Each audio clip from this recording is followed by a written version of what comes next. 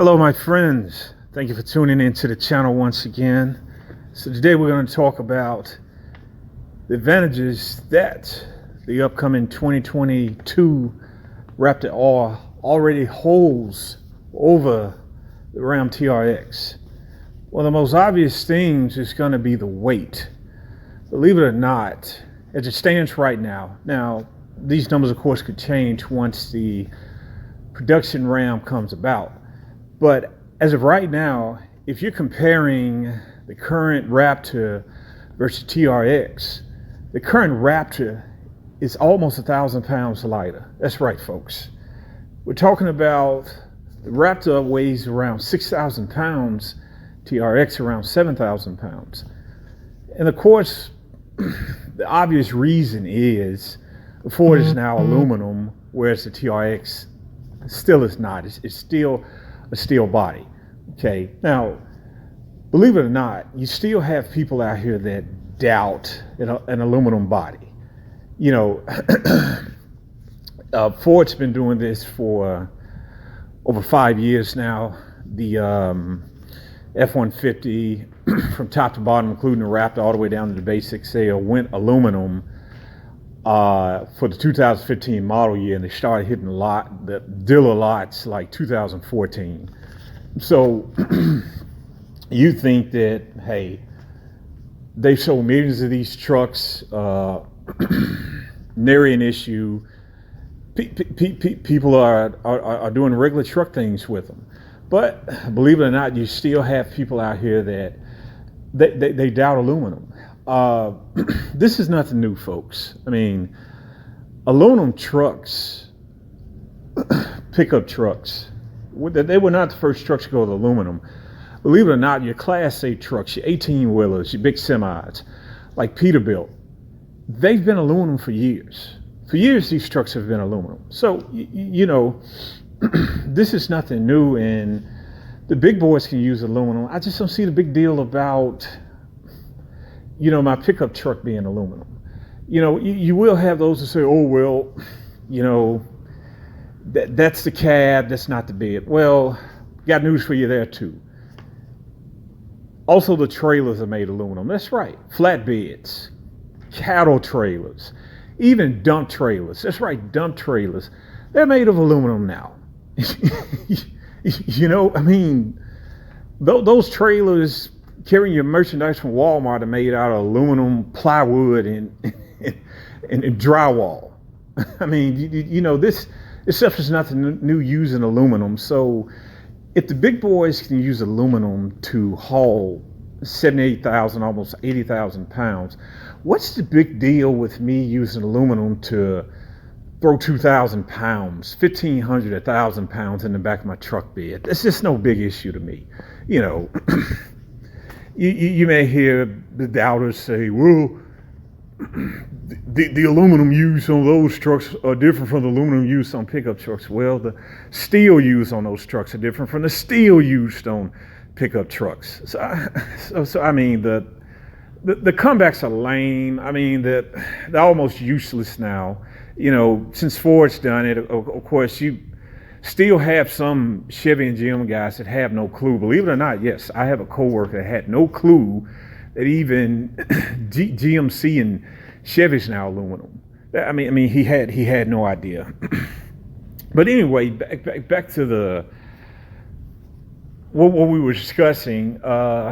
This aluminum body that the F-150 has, whereas the Ram has steel, it causes that 1,000-pound difference. And of course, most of us understand power to weight ratio. You know, hey, no knocking the Ram TRX. I mean, hey, it's a beast. It's 700 horsepower. That thing is running 0 to 60 in 4-second times. It's not quicker. About high to low 12s in a quarter mile. I mean, the thing can run, okay? But the issue is that with the Ford being 1,000 pounds lighter, let's just say they put a 760 horsepower GT500 motor into the Raptor, then, I mean, I hate to say it, it's not going to be a close race because of the power weight ratio. The Ford's going to have more horses, and it's going to be a lot lighter. So I mean, let's just say that when the Raptor R does come out, let's just say that, hey, it's not a nearly 1,000-pound difference. It's only about a 500-pound difference. That's still a lot. And if you're talking about 760 horsepower and a 500-pound difference, then hey, that's still a lot. That's it's going to be hard to make that a close race. Now, speaking of that, most people believe and think Ford's all but confirmed that the Raptor R is going to have a V8, but understand they don't have to put a V8 in this to let it compete.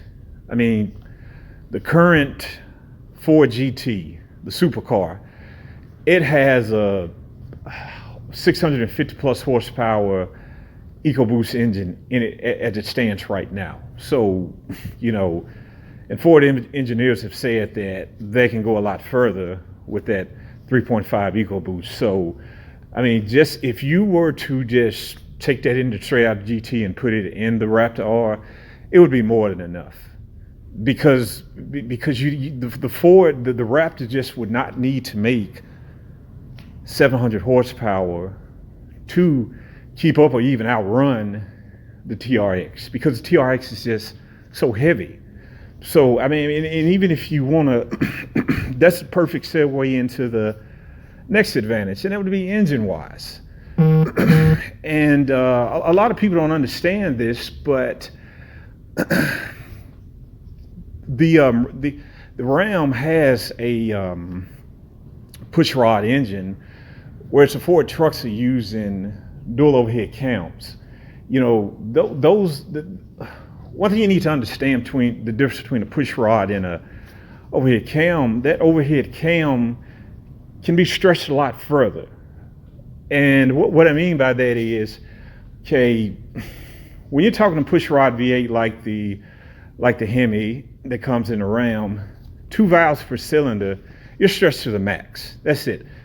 That's why you only see 16 valve V8 Hemis, because 2 valves per cylinder, they're stretched to the max. Whereas you take like the 5.0 V8 or the 5.2 in the GT500, those engines are dual overhead cam engines, and they're 32 valves. They have 4 valves per cylinder. That's a big difference. Those engines, that allows, another thing, it allows the engine to breathe better. So if you're talking off-road and you're running these engines for long periods over a long course, I mean, there's just no denying that that dual overhead cam Ford is going to perform better than that a pushrod Ram engine.